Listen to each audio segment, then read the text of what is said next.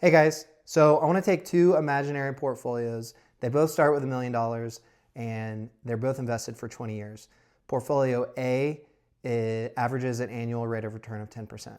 Portfolio B averages an annual rate of return of 12%.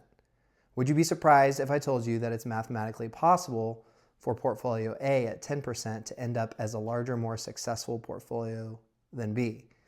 If you're surprised, then it's probably because you haven't taken into account sequence of return risk. So this is the idea that when you achieve returns or negative returns matters just as much as the fact that you achieve them.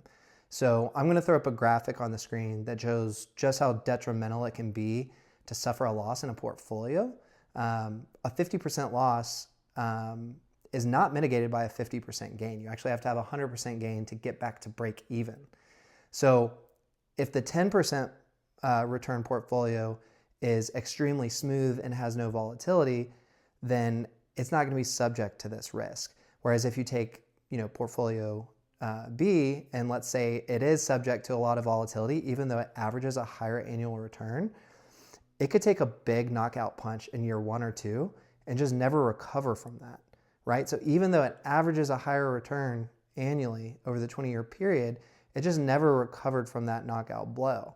And so this is something to think about when you're investing and how much you want to put in different asset classes, right? So there are asset classes that have higher returns than private real estate, and they come with risk. And one of the risks is sequence of return risk, right? And the fact that you might have a down year early on. And even if it's not early on, right, you have to be able to sleep at night and stomach the ups and downs of the volatility.